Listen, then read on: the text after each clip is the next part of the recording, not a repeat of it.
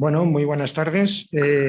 Soy Javier Popoví, soy concejal del Grupo Municipal de Ciudadanos en el Ayuntamiento de Valencia. Y bueno, vamos a intentar explicar cuáles son los objetivos y la composición de la ley para garantizar el derecho a una vida digna de las personas con esclerosis lateral amiotrófica, que bueno, se presentó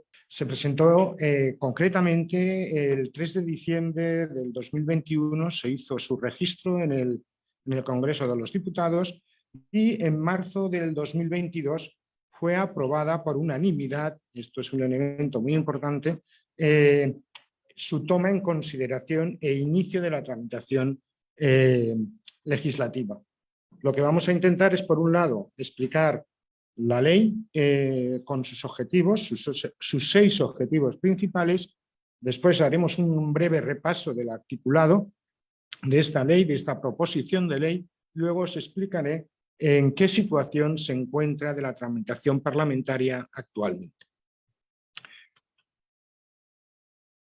Quiero recalcar, antes de entrar en los objetivos, que es muy importante que, aunque esta ley la presentamos el Grupo Parlamentario de Ciudadanos, ha sido un trabajo de consenso, ha sido un trabajo donde todos los grupos políticos han participado y donde se ha realizado un trabajo realmente muy importante de consenso y de trabajo en conjunto para que esto, conforme vayamos explicando la ley, salga adelante, ¿vale? Los objetivos de la ley, en primer lugar, es agilizar los procesos burocráticos para otorgar las ayudas y prestaciones a las personas dependientes, las personas con esclerosis lateral amiotrófica, y reducir el tiempo que transcurre desde la solicitud de la valoración de grado de dependencia y la resolución del expediente para el reconocimiento de la situación de dependencia en estos pacientes con clara preferencia, con un plazo máximo de 3 meses. La ley actual establece un plazo de resolución del grado de dependencia de 6 meses, pero actualmente estamos hablando de unos plazos medios, en el caso de la Comunidad Valenciana, de 1 año, año y medio. Y bueno, se ha avanzado bastante en estos plazos de resolución, pero ha habido momentos en los que nos plantábamos en 3 años hasta la consecución de la resolución del grado de dependencia. Por tanto, pero no solo esto es importante en el grado de dependencia, sino a la vez en la reducción de los plazos de actualización de los programas individuales de atención a las personas con dependencia, que es lo que llamamos el PIA. Es decir, es importante, por un lado, tener el grado de dependencia, y en base a ese grado de dependencia nos aplicarán un PIA, un plan individual de atención, pero no podemos tampoco, en el caso de la esclerosis lateral amiotrófica, demorar la revisión de estos PIA, porque evidentemente la evolución de la enfermedad pues supone unas necesidades para la vida digna de estas personas pues mucho más rápida. Por tanto, es un elemento también importante del objetivo de esta ley.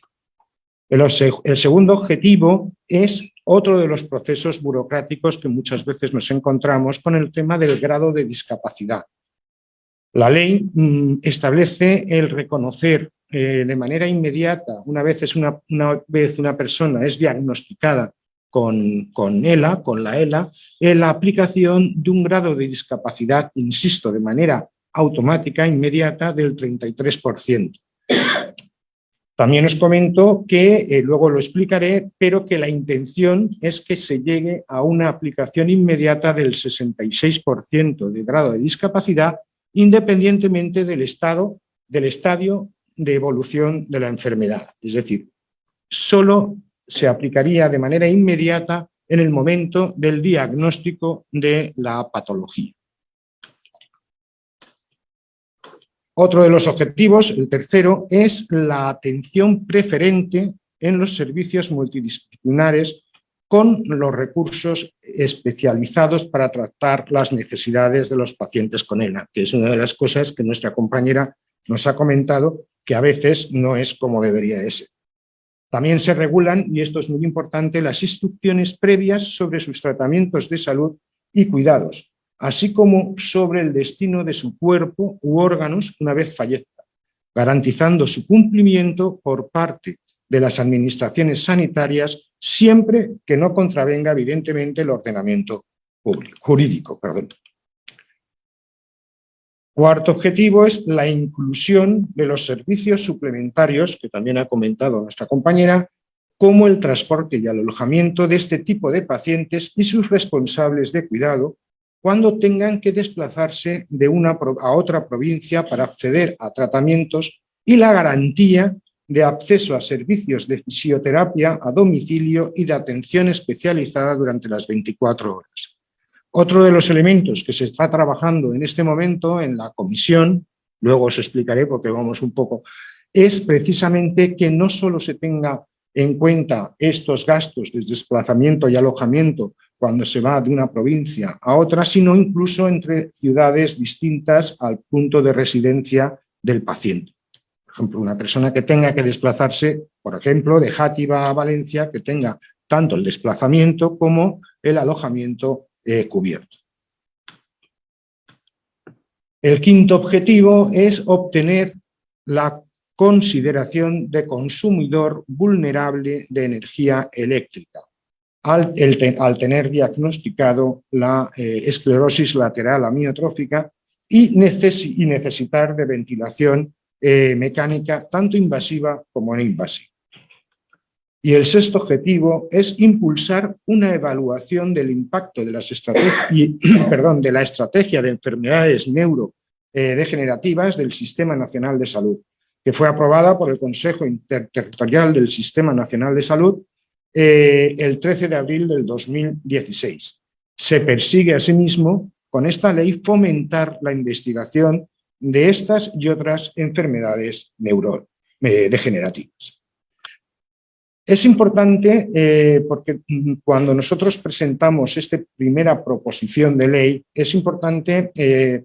se rechazó por parte del Gobierno en el mes de septiembre porque bueno, pues no había o se alegó que no había partida presupuestaria. Evidentemente, en este segundo momento de presentación, que fue en diciembre, ya se estableció un coste, una inversión de lo que es la proposición de ley, y se estableció durante la presentación y debate de esta proposición la inversión real de esta proposición de ley. ¿Y por qué digo inversión? Porque evidentemente invertir en salud, invertir en la vida digna de las personas no es nunca un coste, sino, como bien decimos, una inversión. La inversión de esta ley se estima en 110 millones de euros y se estructura la ley en 4 artículos y 7 disposiciones adicionales que ahora vamos a ir explicando uno a uno.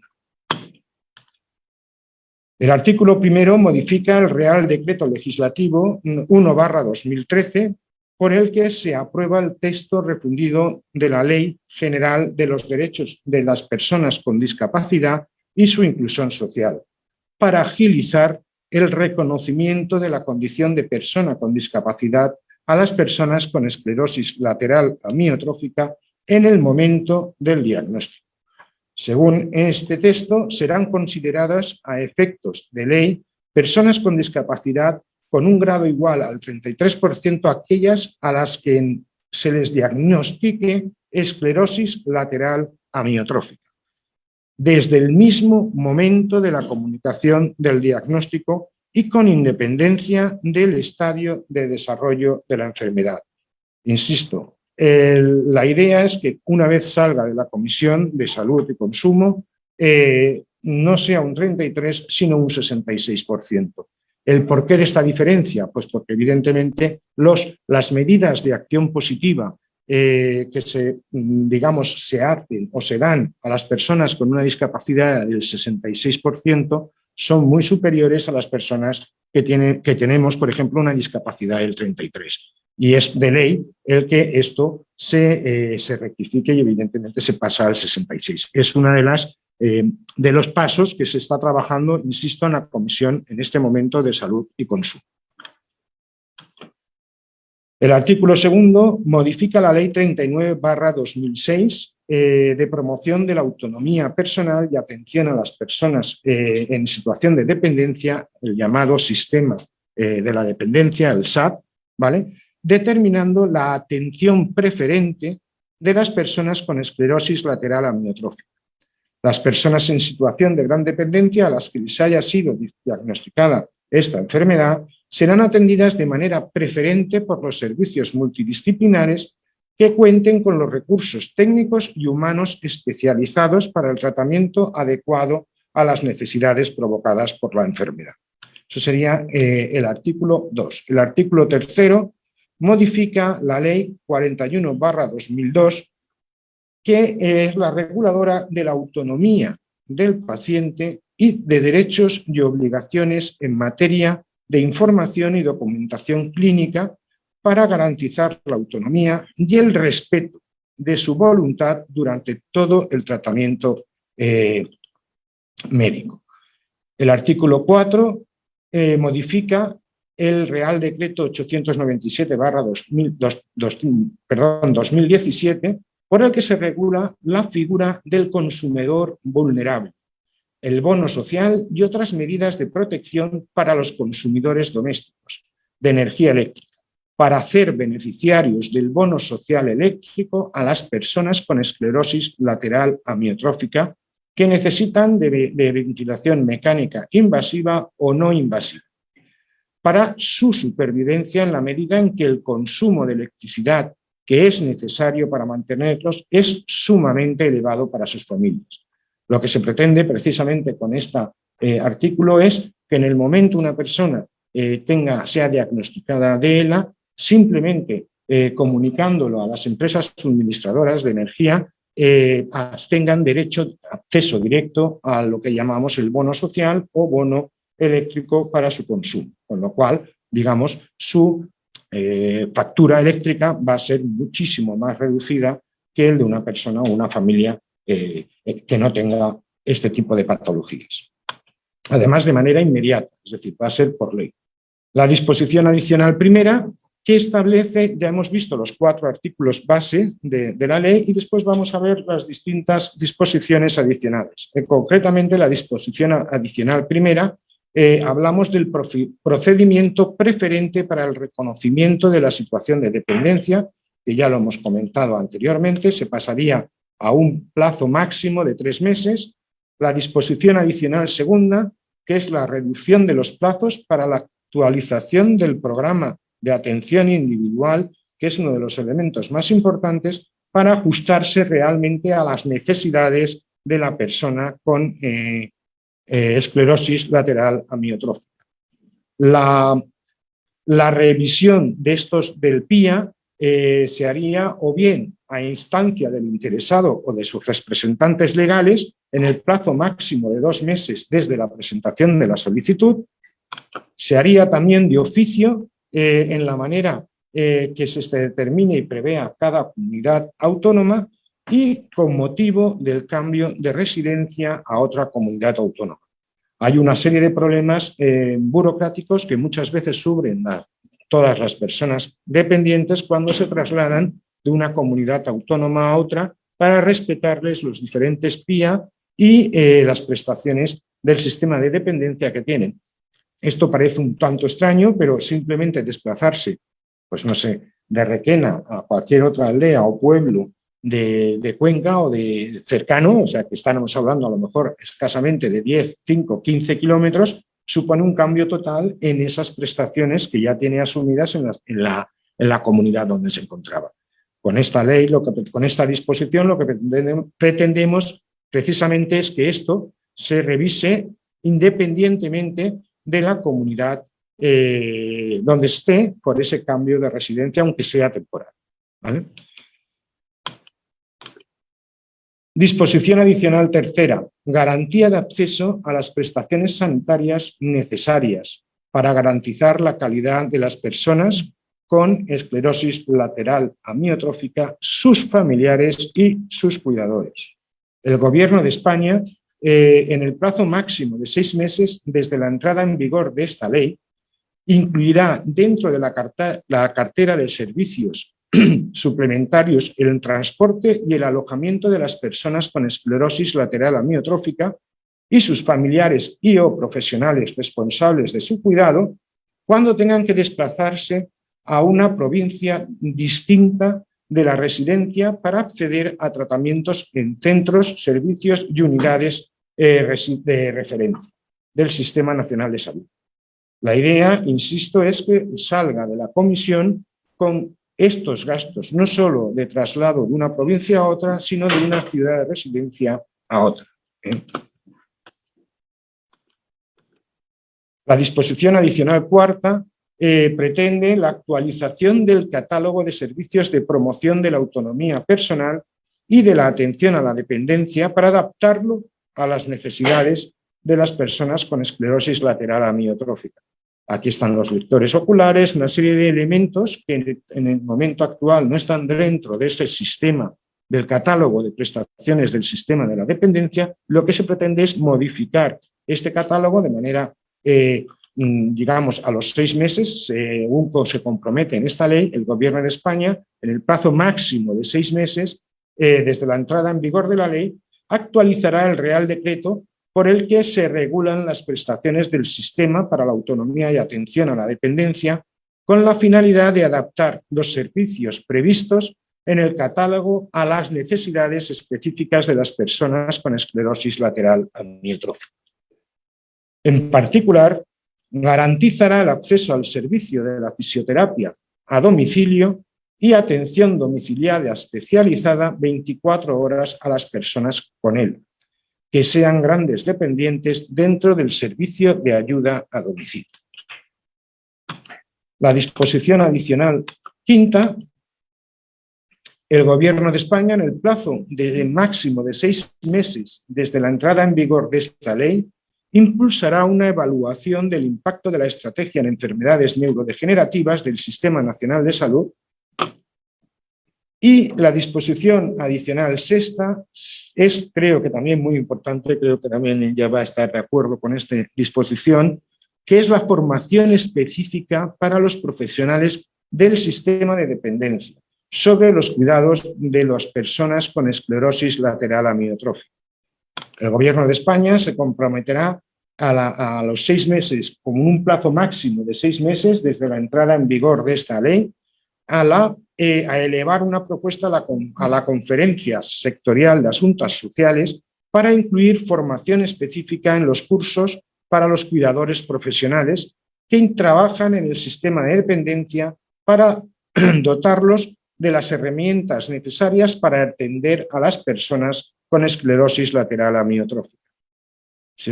Como estáis viendo, la mayor parte de las medidas que se plantean con esta ley son medidas no solo de carácter sanitario, sino también de carácter social, que es una de las partes que creemos que con esta nueva ley vamos a darle un gran impulso a esas necesidades psicológicas y sociales que se requieren los pacientes con él. Y la disposición adicional séptima es la equiparación a otras enfermedades crónicas, neurodegenerativas y autoinmunes.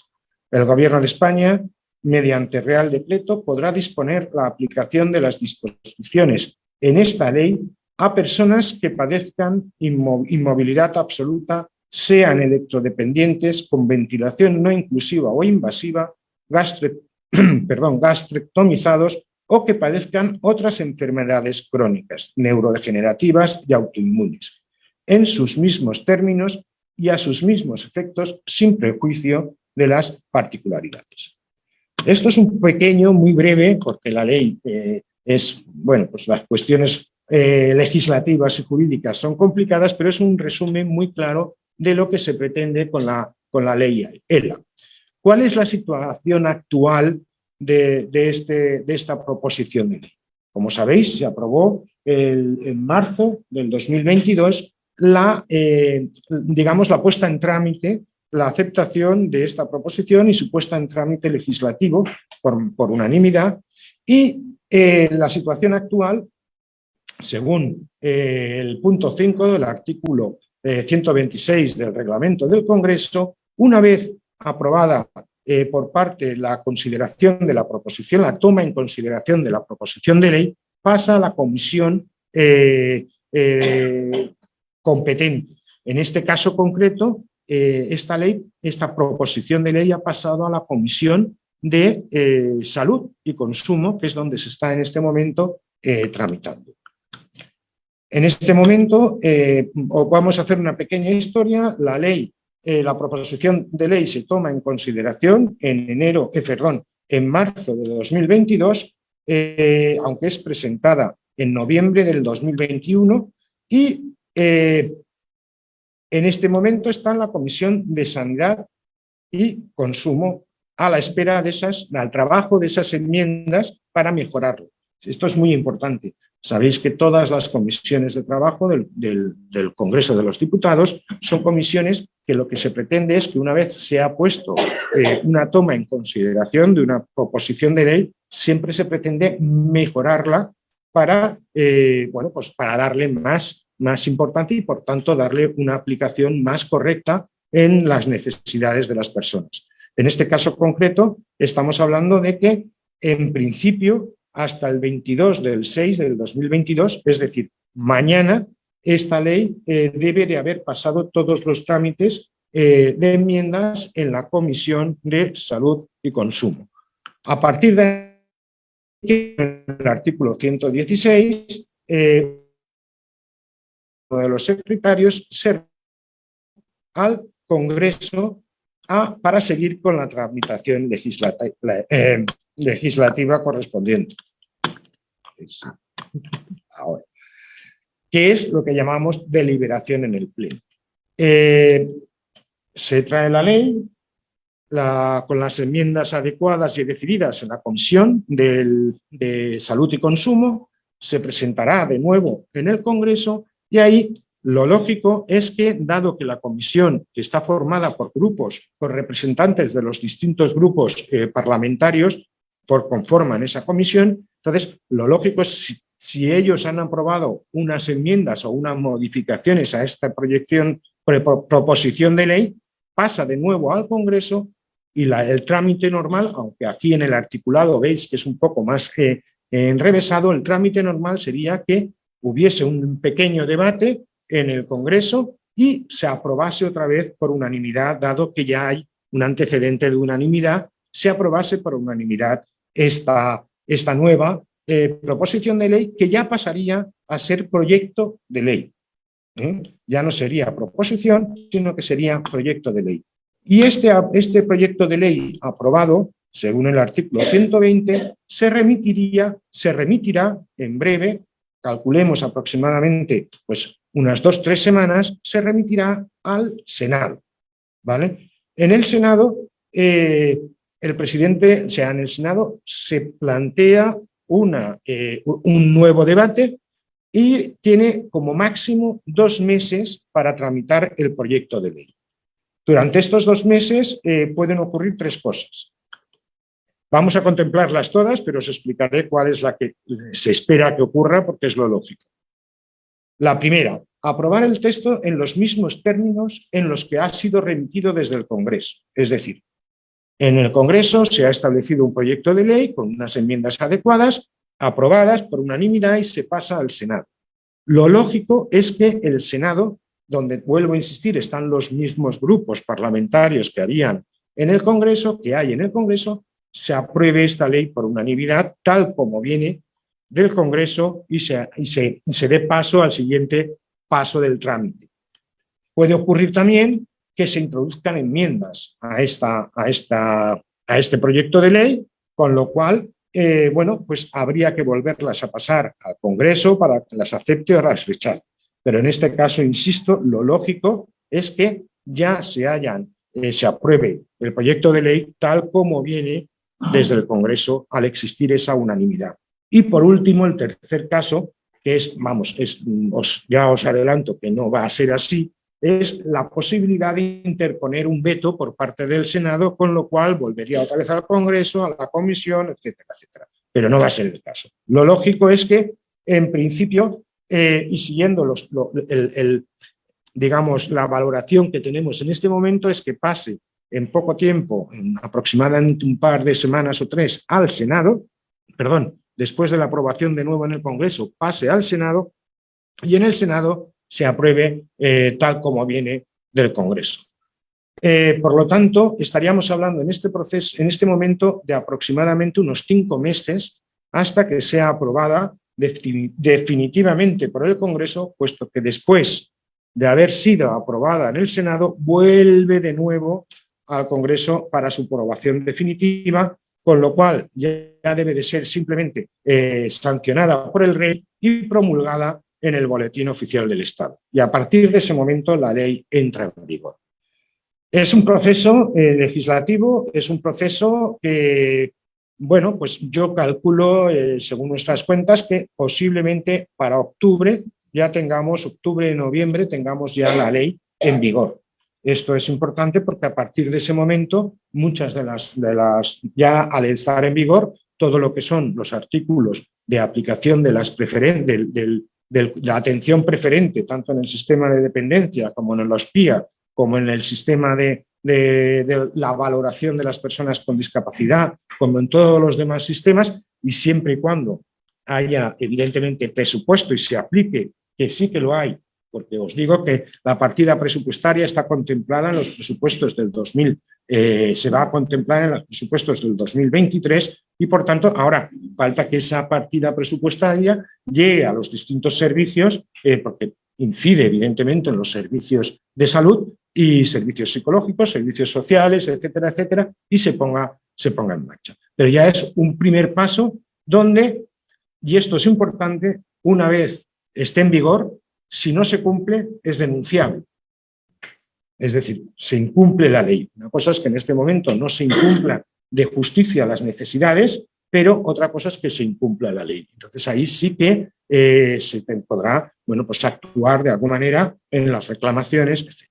Y es un dato, esperemos que no se necesite, pero en todos los sistemas, bueno, pues de dependencia, de accesibilidad, de personas con discapacidad, todos somos conscientes que aún hay mucho que hacer y están infringiéndose los derechos de las personas con discapacidad o personas con dependencia y, por tanto, se puede actuar y hacer reclamaciones porque, insisto, están actuando en contra de los derechos de las personas, derechos fundamentales. Os quiero comentar también que esto es a nivel nacional, es decir, la ley sería de obligado cumplimiento, adaptada a cada una de las comunidades autónomas, pero con las competencias correspondientes de cada una de las comunidades autónomas, entre ellas los sistemas de salud autonómicos, pero es, digamos,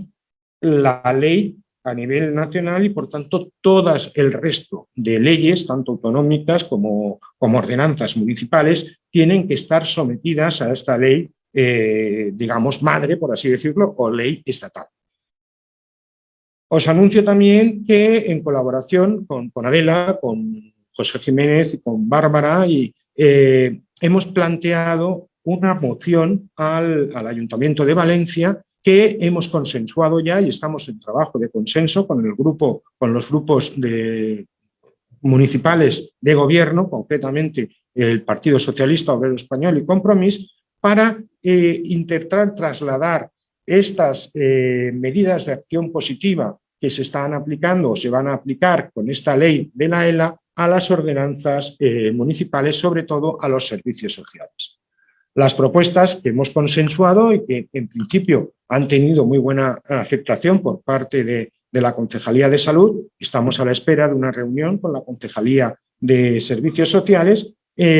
pues es en primer lugar que desde la Concejalía del Área de Bienestar y Derechos Sociales del Ayuntamiento de Valencia se aplique la consideración de atención preferente y urgente como medida de acción positiva en los centros municipales de servicios sociales y en los distintos servicios del área de bienestar y derechos sociales implicados en las solicitudes y tramitaciones de las prestaciones económicas, prestaciones de servicio domiciliario, promoción de la autonomía personal, accesibilidad y eliminación de barreras arquitectónicas y todos los programas del catálogo de servicios y prestaciones sociales municipales a las personas diagnosticadas con esclerosis lateral amiotrófica. ¿Qué quiere decir esto? Los servicios municipales, los centros municipales de servicios sociales son, según la Ley de Servicios Sociales Inclusivos, son los centros de atención primaria donde, a nivel social, donde las personas, sobre todo, se realizan las solicitudes de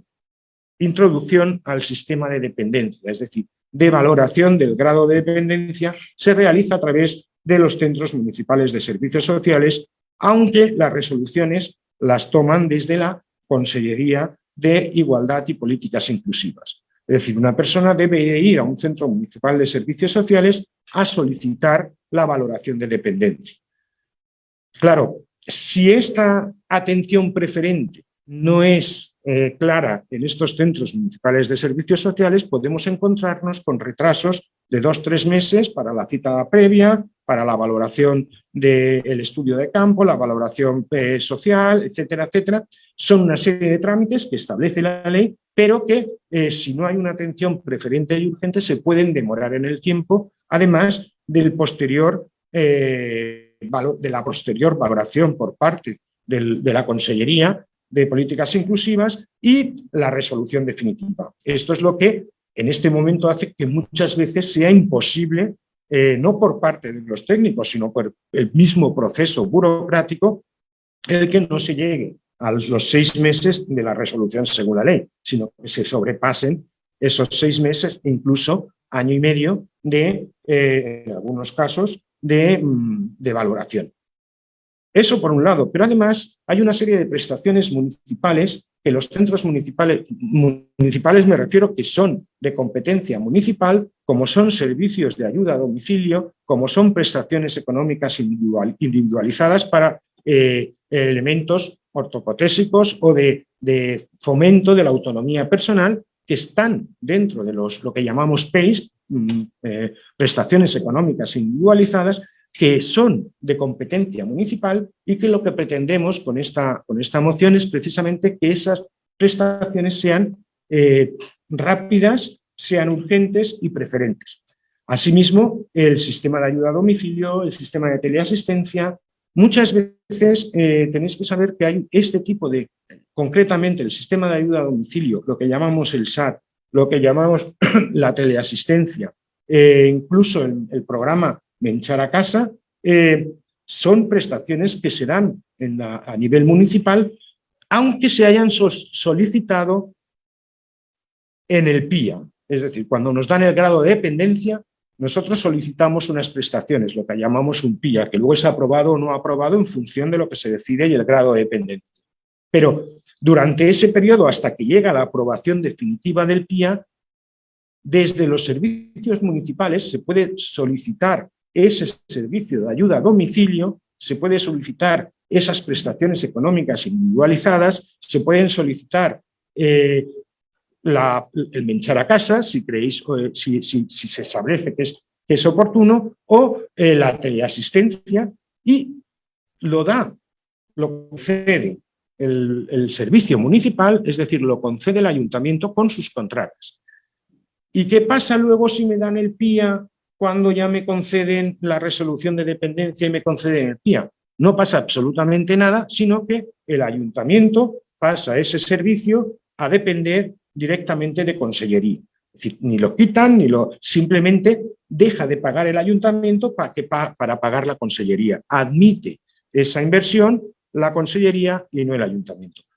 ¿Pero qué conseguimos con esto? Pues que las personas con ELA desde el primer momento puedan tener acceso a este tipo de servicios, de este tipo de prestaciones, en este caso municipales, para luego que se transformen de alguna manera en autonómicas. Eso es un poco la idea de esta propuesta. Asimismo, como acceder a las ayudas a la eliminación de barreras arquitectónicas de las viviendas de las personas que sufren o han sido diagnosticadas de esta enfermedad desde los primeros momentos. Es importante, creo que desde nuestro grupo creemos muy importante que las personas, una vez son diagnosticadas de ELA, no solo deben de trabajar a nivel sanitario, sino trabajar a nivel de autonomía personal, porque eso les va a ayudar enormemente a su estado psicológico y al estado de la valoración de su desarrollo de la enfermedad emocional y psicológico, y evidentemente social. Por tanto, es muy importante que estas prestaciones se hagan lo más rápida posible para darle al enfermo motivación para enfrentarse a este tipo de patología. Y a su vez, la segunda propuesta, que también hemos consensuado, es que desde la Concejalía de Salud se estudie la posibilidad de un convenio de colaboración con ADELA, Comunidad Valenciana, Asociación de Enfermos de ELA, y el desarrollo de un convenio de colaboración en todos los niveles, tanto económico como de apoyo institucional, y el desarrollo de un programa de apoyo psicosocial a las personas con ELA de nuestra ciudad. La idea sería que a través de un servicio que ya está realizando, en este caso, ADELA, pues con la colaboración de la Concejalía de Salud, se aplique, se dé más fomento, se apoye y se promocione este trabajo que se está realizando y, evidentemente, se invierta en la promoción de este apoyo psicosocial. ¿Esto es nuevo? No, ya lo conseguimos en su momento con la creación de una mesa intersectorial de prevención del suicidio y de ayuda a prevención del suicidio mesa de prevención del suicidio y apoyo a los problemas de salud mental. Un poco eso lo conseguimos, fue una de las primeras mociones que yo presenté y defendí en el Pleno, y están desarrollándose desde hace ya 3 años, la verdad, con unos resultados magníficos. De hecho, es un modelo aplicado en toda España y en base al cual se ha desarrollado, entre otros, el Plan Nacional de Suicidios. Se está desarrollando en base a esta mesa intersectorial. De hecho, Dolors es una de las personas que forma parte de la Mesa Nacional para el Plan Nacional de Suicidio. Eso es un ejemplo, pero también se ha aplicado y se está trabajando con este tipo de programas de ayuda psicosocial en la ayuda al duelo, en una serie de convenios que hay con la Asociación Víctor Frank para apoyo al duelo, sobre todo durante el proceso de pandemia, a profesionales de la salud, enfermeras, médicos y personas que han sufrido, la pérdida de algún ser querido durante la pandemia, y se les está dando este apoyo psicosocial que, pese a que ya no está, gracias a Dios, los números de fallecimientos por la pandemia no son tan elevados, no dejemos de olvidar que eso es una de las cosas que yo quería, es un breve comentario, pero me daba mucha rabia cuando se hablaba, ahora hay 400, mañana, hoy hay 350. Pienso que mientras haya una sola persona que fallezca por la COVID es una desgracia, y que debemos de trabajar en ese aspecto psicosocial, sobre todo de atención al duelo. También se está haciendo, y hay muchos trabajos que se están haciendo desde la Concejalía de Salud para apoyo a programas de adicciones, programas un montón de trabajo que está realizando la Consellería de Salud, y que, vuelvo a decir, esto no es más que una propuesta de aplicar programas similares o parecidos que ya están en marcha, llevarlos también a las pacientes con esclerosis lateral amiotrófica.